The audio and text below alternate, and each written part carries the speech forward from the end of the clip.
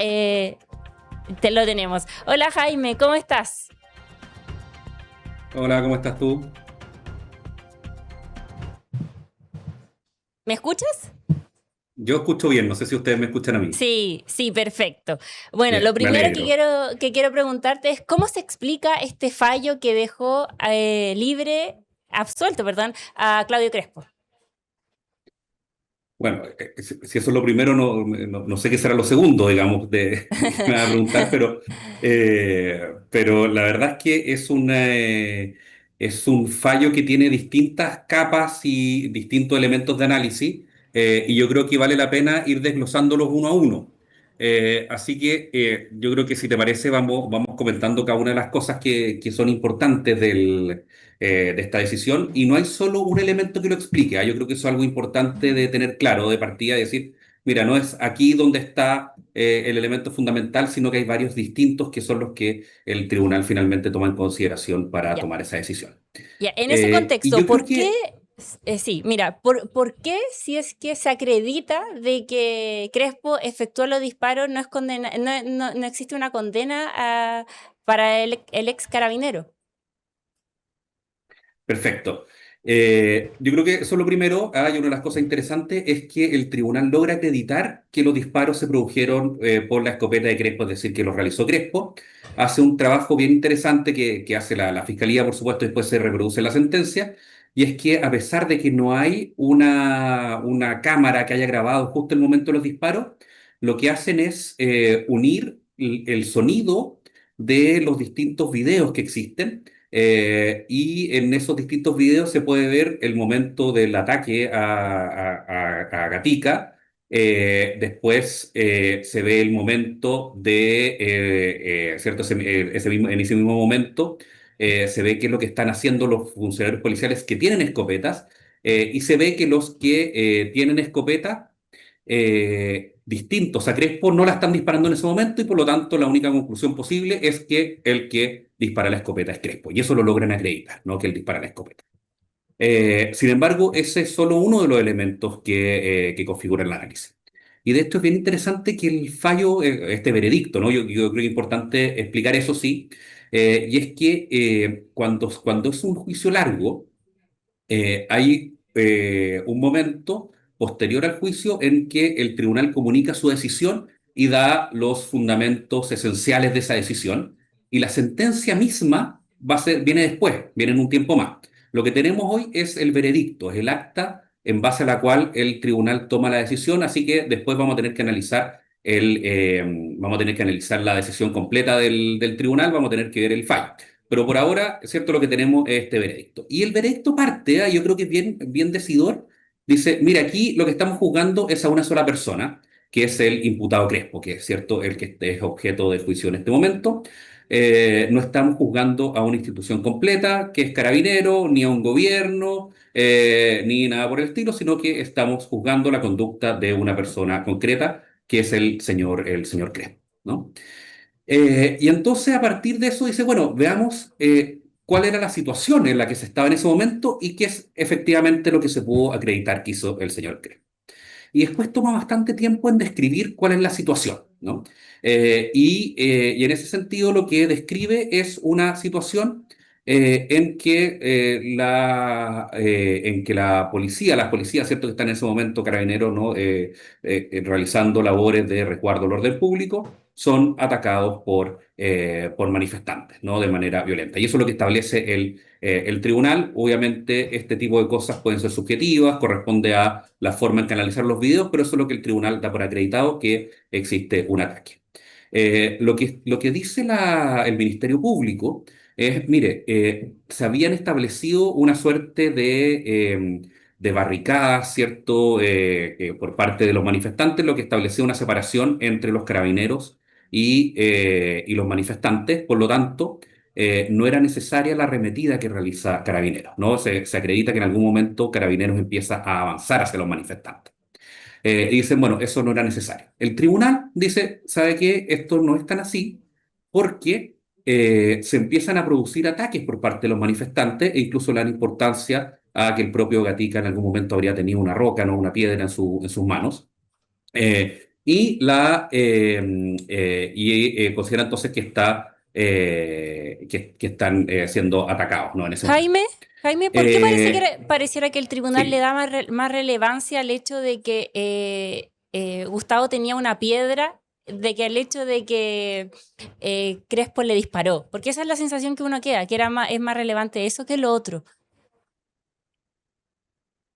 perfecto. Voy a llegar a eso, es importante, porque si bien hablan de lo de la piedra, después se olvidan un poco, el tribunal no lo vuelve a tomar, ¿no? Pero la razón por la que le dan importancia a lo de la piedra es porque establece una situación de ataque a carabineros. Pero establecen una situación generalizada de ataque, ¿ah? Yo creo que es importante, y que la decisión de avanzar se toma en el momento en que un efectivo de carabinero es alcanzado por una bomba molotov, ¿no? Y que después lo apagan, por lo menos no en la sentencia no dice si eso pasó a mayor o no, pero alcanzado por una bomba molotov. Entonces, lo que dice la sentencia es, mire, estaban siendo atacados por objetos contundentes como piedras, por fierros, por bombas molotov. Es decir, estaban en un contexto de ataque que va a ser importante para explicar lo que viene después. Y entonces ¿cierto? Dicen, bueno, pero deciden avanzar, ¿cierto? Deciden atacar a las personas y dice, bueno, están en un contexto de ataque, por lo tanto parece razonable que hayan avanzado. Y ahí el tribunal además dice, pero además la decisión no es de Crespo, sino que la decisión es de uno de los superiores de Crespo, que de hecho lo reconoce y va al juicio y dice, sí, yo di la instrucción de avanzar porque estábamos siendo atacados, ¿no? Entonces uno puede cuestionar esa decisión y efectivamente yo creo que hay un espacio para cuestionar esa decisión, pero no es una decisión que toma el propio Crespo, la decisión de avanzar, ¿no? Y entonces, cuando hay una situación de ataque, que es lo que el tribunal da por hecho, ¿cierto? El tribunal acredita que hay una situación de ataque y uno podrá decir, bueno, ¿cuál es el grado de proporcionalidad que hay entre la reacción y el ataque? Pero cuando estamos en una situación de ataque, efectivamente los efectivos policiales pueden actuar. Entonces, ¿cuál es el siguiente razonamiento? No estoy siguiendo el orden exacto de la sentencia, pero para que vayamos ordenando todas las cosas. Dice, dado que estaban siendo atacados, estamos en un contexto donde se puede ejercer la legítima defensa. ¿Mm? Y aquí viene el primer elemento de la ley Naín Retamal, que cierto ha salido al baile a la palestra en este caso. Eh, la ley Naín Retamal no existía, no estaba vigente al momento en que se produjeron estos hechos, ¿no? Y entonces uno se podría preguntar, bueno, pero ¿por qué se la aplica ahora? Y es porque, si bien en general las leyes no se aplican de manera retroactiva, especialmente las leyes penales, sí se pueden aplicar retroactivamente aquellas que benefician al imputado. Hay algunas opiniones que dicen que en este caso no se debería poder aplicar retroactivamente, pero el tribunal consideró que era así porque era la ley que más beneficiaba al imputado, en este caso a Crespo, ¿no? ¿Y qué es lo que dice la ley? Nosotros tenemos distintos tipos de legítima defensa. Eh, Está la legítima defensa, que podríamos decir en la hipótesis nuclear, alguien me ataca y yo me defiendo a mí mismo. Está la hipótesis de tercero, yo defiendo a otra persona, y está la legítima defensa privilegiada. ¿Cuál es el privilegio de la legítima defensa? Que en algunos casos se va a presumir que yo estoy actuando en legítima defensa. Estoy simplificando, ¿no? La ley es un poco más compleja que eso. Y que en realidad cierto, presume es la racionalidad del medio empleado, es decir, que el medio que yo use para defenderme es el adecuado. Por ejemplo, hasta antes de la ley Naim Retamal, ¿qué caso había? Alguien entra a robar a mi casa, ¿cierto? Y, por ejemplo, yo le provoco una agresión, lo golpeo, le disparo, no sé, alguna cosa y le provoco lesiones o la muerte. Bueno, se presume que yo me estaba defendiendo adecuadamente, ¿no? Esa presunción se establece. Con la ley Naim Retamal se amplía esas presunciones para aquellos casos en que efectivos policiales estén actuando en resguardo del orden público. Entonces, ¿cierto? Y por eso se habló en algún momento que esto era gatillo fácil, que el fondo siempre iban a estar protegidos. Y algo de eso hay, efectivamente, invierte la carga de la prueba y uno tiene que demostrar entonces que actuó inadecuadamente el efectivo policial, como sería, por ejemplo, en este caso. Pero eh, yo diría que si bien usando la ley Nain Retamal se llega a la conclusión de que se tendría que haber probado un exceso en el medio empleado, ¿cierto? Que no debieran haber empleado ese medio, el tribunal igual se hace cargo en este caso de todos los elementos de la legítima defensa. Yo creo con algunos errores que voy a comentar, pero de algún modo habría llegado a la misma conclusión con o sin ley Naín-Retamal. ¿Ah? Así que no es un efecto de la ley Naín-Retamal la aplicación de la legítima defensa. ¿Qué es lo que dice? Entonces Dice, resulta, mire, para que para exista... usted, Ujú, el resultado final que terminó con la absolución de Claudio Crespo no está influido por la ley Retamal. efectivamente, la Ujú. conclusión sería la misma sin la ley Naín-Retamal. ¿Ah? La conclusión sería la misma. Entonces, ¿qué es lo que dice? Dice, mire, primero se tiene que acreditar una agresión actual o inminente, es decir, que voy a ser agredido, ¿eh? Que esa agresión es ilegítima.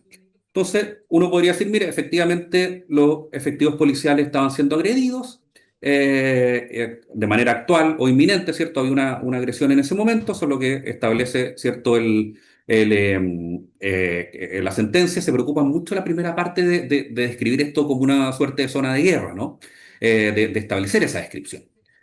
A partir de los videos que vieron, a partir del contexto general de ese momento, a partir de algo que es bastante particular y que va a ser importante, y es que se trata de estos manifestantes de personas que no reaccionan a los medios disuasivos tradicionales, es decir, se les pide que se dispersen o incluso se utiliza el carro lanzagua y no se dispersan, sino que siguen atacando, ¿no? Y eso es algo para lo que no está muy preparado el sistema o no estaba en ese momento muy preparado. Eh, entonces dice, bueno, estamos en una situación de agresión actual o inminente, y en ese caso, y aquí hay dos cosas que son muy, muy importantes de considerar sobre la legítima defensa. Lo primero es que nos exige una proporcionalidad estricta del medio empleado, en el sentido de que si me atacan con una piedra, yo no tengo que responder con una piedra, sino que se exige la racionalidad del medio, que sea razonable el medio que se está utilizando. Y lo que hace el tribunal es mezclar todos los ataques que existen en ese momento. Entonces mezcla fierro, bombas molotov y piedras, ¿no? Y el ataque ilegítimo, efectivamente, uno no puede agredir, ¿cierto?, a nadie, incluido carabineros, ¿cierto?, con bombas molotov, piedra o fierro, así que el ataque resulta ser ilegítimo. Y está la racionalidad del medio empleado y se exige que no haya provocación previa y por lo menos en este caso nadie acreditó que hubiera una provocación por parte de carabineros. Entonces dice, mire, sean todos los requisitos, no necesito la nena en retamal, sino que esto es un caso en que se estaban defendiendo. Entran otros elementos en juego que van a ser relevantes, ¿ya? Pero antes de llegar a esos otros elementos en juego, yo creo que hay que considerar una cosa acá que es importante. Para que estemos en una hipótesis de legítima defensa, tiene que haber una agresión real por parte de la persona que va a ser afectada en su bien jurídico, es decir, la persona que va a ser lesionada, que va a ser golpeada.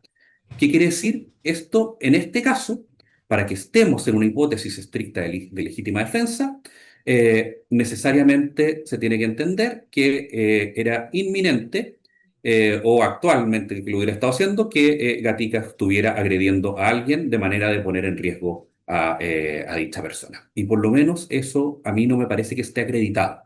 Lo que tratan de acreditar es una idea general de ataque, ¿ah? Una idea general de ataque que no está mal, pero, y Como aquí me voy a contextual. poner un poquito técnico y espero, Mm. claro, exacto, como contextual. Entonces me quiero poner levemente técnico, no quiero enredar la explicación, pero eso debería hacer variar la figura a una figura distinta, que es la figura de estado de necesidad exculpante. Yo sé que esto puede sonar como una sutileza y estas discusiones que nos gustan a los abogados para enredar las cosas, pero tiene importancia. En la legítima defensa, uno está siendo agredido injustamente por alguien y por lo tanto eso te autoriza a generarle lesiones y el derecho te permite hacer eso y el derecho acepta que lo hagas. Si hay alguien que se está defendiendo en legítima defensa, un carabinero, ¿cierto? En un caso distinto, digamos, ¿no? Un carabinero ve que está pasando esto, te debería ayudar. Pero el estado de necesidad es exculpante. El estado de necesidad no es algo que el derecho le parezca bien que actúe así, sino que el derecho entiende que actuaste así por las circunstancias en las que estaba. Entonces no es que le parezca bien, pero lo acepta y de algún modo te lo perdona. Se elimina la culpabilidad. ¿Por qué aquí estamos en una situación más bien de estado de necesidad? Porque no hay claridad de que se haya producido el ataque a Gatica específicamente, no está acreditado eso, y que ese ataque a Gatica haya sido buscado que fuera a Gatica específicamente y porque Gatica estaba realizando una agresión, sino que está esta idea general de estarse defendiendo de algo. ¿Y por qué? Y las dos situaciones llevan a la misma conclusión. En ambos casos la persona no es condenada. Uno por que está justificado en la legítima defensa y otro porque no hay culpabilidad en el estado de necesidad, pero el resultado es el mismo. Pero ¿dónde está la diferencia? Y aquí hay algo importante, y es que en el caso de del estado de necesidad, la conducta realizada en estado de necesidad es subsidiaria a otra alternativa. En cambio, en el caso de la legítima defensa es principal. Lo voy a explicar en términos que se entienda de manera lo más simple posible. Si es que alguien entra a mi casa a robar, ¿ya? Yo tengo dos alternativas. Puedo llamar a carabineros o puedo atacar a esa persona yo mismo. El derecho acepta que yo pueda elegir la alternativa que yo prefiera actuando en legítima defensa, ¿ya? Y entonces dirá, oiga, pero usted podría no haber agredido a esa persona y llamar a carabineros, perfecto, pero la legítima defensa me permite elegir. En cambio, en el estado de necesidad no se puede elegir. No tiene que haber otro medio posible. Y ahí entra en juego la posibilidad de replegarse por parte de carabineros, que carabineros podrían no haberse quedado ahí, no atacar, sino que haberse replegado, ¿no? Y eso va a ser bastante fundamental en un posible recurso, que es lo que debió Jaime, haber hecho carabineros. Ahora, el problema es, sí. ¿qué precedente puede marcar este veredicto? A ver, yo creo que va a ser importante para otros casos que estén en circunstancias similares, y va a indicar un poco qué es lo que va a buscar el tribunal en el caso, que van a buscar los tribunales en el caso concreto, ¿ah? Y eso va a permitir afinar tanto a defensas como a la fiscalía qué es lo que van a tener que acreditar. Por ejemplo, esa pregunta que tú me haces lleva a un punto que es bien interesante, que es bien importante, sobre el cumplimiento de reglamentos. Una cosa que dice el tribunal es, mire, aquí resulta que los reglamentos no establecían con claridad cómo apuntar la escopeta y al final, si bien hay discusión sobre eso, hay claridad de que tiene que apuntarse hacia el tercio inferior del cuerpo. Sin embargo, el tribunal dice, no tenemos claro cuál es el tercio inferior, porque algunos les dieron instrucciones, ¿cierto?, disparar bajo la rodilla, o sea, o algunos sostienen que esto del tercio inferior sería bajo la rodilla, otros sostienen que sería a la zona de la cintura máximo. Y aquí hay una cosa que es muy, muy importante. Eh, Se le dio una instrucción precisa a todos en ese momento de apuntar efectivamente hacia abajo, ¿ah? Esa era la idea. O sea, no apunten a la cara, apunten hacia abajo. Pero, ¿cierto? Los proyectiles los recibió Gatica en la cara. Entonces uno dice, bueno, entonces no siguió esa instrucción. Sin embargo, se hizo un peritaje donde se probó apuntar una escopeta hacia una parte inferior del cuerpo de una persona y se trataba de ver si por la dispersión de los proyectiles esta podía llegar a la cara y se llegara a la conclusión de que no. Pero ¿qué es lo que dice el tribunal? ¿Ah? Y esto nos va a mostrar un poco qué es lo que va a tener que hacer la fiscalía en otros casos. Dice, ¿sabe qué? No tenemos claridad de a qué se refieren con tercio inferior, entonces perfectamente podrían haber apuntado al centro. Y si hubieran apuntado al centro, la dispersión sí podría haber llegado a la cara. Por lo tanto, no estamos seguros de que haya apuntado incorrectamente, ¿cierto? El imputado, ¿no? Entonces, no existe claridad respecto a eso. Bueno, eso quiere decir que no se logra acreditar algo que era fundamental. Por lo menos el tribunal considera que no se logró acreditar, ¿no? Y es que efectivamente se apuntó hacia la cara o se apuntó hacia arriba. Se basan en unos videos donde se ve la escopeta de manera recta y no inclinada hacia abajo, y el tribunal dice, mire, los videos son insuficientes para estar seguro, y si uno podía entender que se podía apuntar a la mitad del cuerpo y en ese caso se podrían haber desperdigado, ¿cierto?, los proyectiles, y entonces se podría haber provocado ese resultado incluso actuando dentro de las instrucciones que recibió. Jaime, Entonces, ¿cuál es la señal que da esto? Sí. ¿Qué relevancia tiene el contexto político para entender este fallo? Porque de las cosas que hablaba uno entiende eso, que hay mucho de contexto en el fallo. ¿Cuánto influye? Es algo muy difícil de contestar, ¿ah? Porque nosotros tenemos jueces profesionales. Son personas que están entrenadas para conocer el derecho y aplicarlo en un caso concreto, pero también son jueces humanos. Todavía no hemos sido reemplazados los abogados ni los jueces por ChatGPT, y probablemente no es algo que vaya a pasar, al menos en situaciones de este tipo. Y sí, obviamente influye mucho el